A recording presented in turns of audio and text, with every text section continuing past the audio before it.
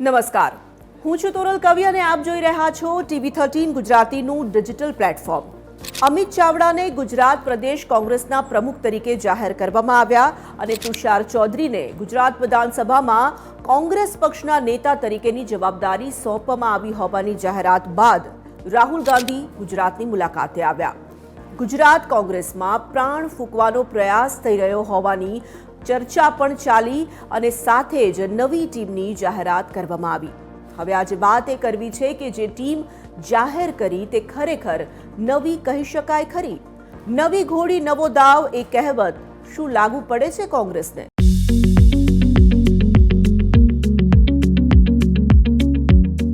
ગુજરાતીમાં કહેવત છે નવી ઘોડી નવો દાવ. કોંગ્રેસમાં લગ્નના ઘોડા અને રેસના ઘોડાની ચર્ચા છેલ્લા થોડા સમયથી થઈ જ રહી છે. તેવામાં આ જાહેર થયેલા નામ ખરેખર નવા કહી શકાય કે કેમ તે ચર્ચા પણ થઈ રહી છે. અમિત ચાવડા પ્રમુખ, તુષાર ચૌધરી કોંગ્રેસ પક્ષના નેતા જાહેર કરવામાં આવ્યા અને ત્યારબાદ વિમલ ચુડાસમા અને ઇમરાન ખેડાવાલાને ઉપદંડક બનાવાયા છે તો દિનેશ ઠાકોરને ખજાનચી બનાવવામાં આવ્યા છે. કાંતિ ખરાડી મંત્રી પદે તો જિગ્નેશ મેવાણી અને અનંત પટેલને કોંગ્રેસે પ્રવક્તા જાહેર કરાયા છે. આ બધા જ જાહેર કરાયેલા નામમાં કાંતિ ખરાડી અને અનંત પટેલ બેશક નવા નામ છે અને બંને ગુજરાતની જનતાને પસંદ આવે અને જનતા સ્વીકારે તેવા નામ પણ કહી શકાય.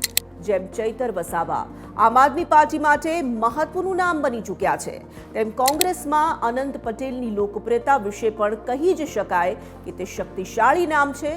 પણ બાકીના નામ નવા તો કહી શકાય તેમ નથી જ ને. ગુજરાત એ ભાજપનો ગઢ છે એ સર્વવિદિત વાત છે, પણ મોદી અને શાહના આગળના કાંગરા ખેરવવા એટલા આસાન નથી તે લાંબા સમયથી વિપક્ષમાં બેઠેલું કોંગ્રેસ પણ સુપેરે જાણે જ છે. અમિત ચાવડાના નામની જાહેરાત કરી ત્યારે આપણે ચર્ચા કરી ચૂક્યા છીએ કે એના એ નામ કોંગ્રેસ વારંવાર કેમ જાહેર કરે છે. શું તેની પાસે નવા કોઈ નામ જ નથી? વારાફરથી એના એ મૂર્તિયાને વરમાળા પહેરાવી દેતી કોંગ્રેસે પરિવર્તન લાવવાની વાત કરતા પહેલા તેમના જાહેર કરવામાં આવતા અને જવાબદારી સોંપવામાં આવતા નામોમાં પરિવર્તનની જરૂર છે એ સમજવું પડશે. પહેલા આ જ નેતાઓને જવાબદારી સોંપીને પરિણામ જોઈ ચૂકેલા, કહો કે ભોગવી ચૂકેલા મોવડી મંડળે આ દિશામાં વિચારવું જોઈએ. આ તો આમ જનતાને પણ લાગતું આવ્યું છે, પણ આટલી વાત મોવડી મંડળ આટલા વર્ષ વિપક્ષમાં બેસીને આખરે કેમ નથી સમજી શકતું? કોંગ્રેસ સાથે બીજી એક વાત હંમેશા ચર્ચાતી રહી છે કે કોંગ્રેસમાં બધા નેતાઓ જ છે, તેમાં કાર્યકર્તાઓ છે જ નહીં. જ્યારે પણ તે તેમનું માળખું જાહેર કરે તો જેટલા નામ તમને યાદ આવે કોંગ્રેસમાં એ બધાને સાચવવા માટે બધા જ નેતાને કોઈને કોઈ હોદ્દો આપી દેવામાં આવે. કાયમ જ જમ્બો માળખું જાહેર થતું આપણે જોઈ ચૂક્યા છીએ.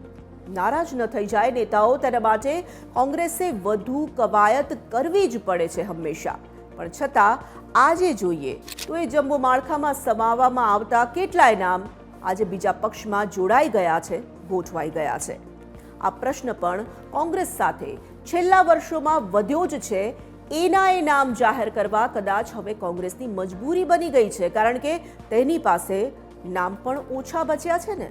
જે નામ હતા, જે નેતાઓ હતા એ ઘણા બધાએ તો કોંગ્રેસનો હાથ પહેલા જ છોડી દીધો છે અને નવા નામ આ પક્ષ સાથે જોડાવા માટે આગળ આવતા જ નથી.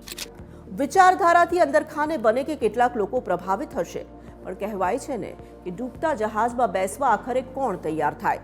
છેલ્લા વર્ષોમાં કોંગ્રેસને છોડનારાની યાદી વધતી ગઈ છે, પણ તેમાં જોડાનારાની યાદીની જો વાત કરીએ તો શું એ વાત કરી શકાય ખરી? એક સમયે કોંગ્રેસ નેતા રાહુલ ગાંધીએ ગુજરાત મુલાકાત દરમિયાન કહ્યું હતું કે 5-25 જણાના જવાથી કોંગ્રેસને કોઈ ફરક પડવાનો નથી. ત્યારે આ નિવેદન બાદ ચર્ચા હતી કે 5-25 જવાથી જેને ફરક પડતો નથી એ પક્ષમાં આમને આમ થયું તો 5-25 જ બાકી રહેશે. અને આજે કોંગ્રેસના હાલ જોઈએ તો એ સમયે ચર્ચાયેલું નિવેદન સાચું ઠરતું દેખાય. કોંગ્રેસમાં 5-25 કે 50 નેતાઓ જ બચ્યા હોય એમ લાગે, કારણ કે એના એ નામ નક્કી કરીને નવા કલેવર સાથે પક્ષને રજૂ કરવાનો પ્રયાસ મોવડી મંડળ કર્યા જ કરે છે. કોંગ્રેસ સાથે જોડાયેલા પ્રશ્નો સામે જ્યાં સુધી કોંગ્રેસ નહીં લડી શકે ત્યાં સુધી ગુજરાત કોંગ્રેસમાં પરિવર્તન લાવવા સુધીની લડાઈ માટે એ કેમ ઝઝૂમશે તે પ્રશ્ન અને તેનો ઉકેલ તો મુશ્કેલ જ દેખાઈ રહ્યો છે. ગુજરાતને સર કરવા માટે નવો દાવ તો ખેલવો પડશે કોંગ્રેસે, પણ નવો દાવ ખેલવા માટે નવા ઘોડા ક્યાંથી આવશે અને આવશે કે કેમ એ વાત પર બહુ જ મોટો પ્રશ્નાર્થ છે ને.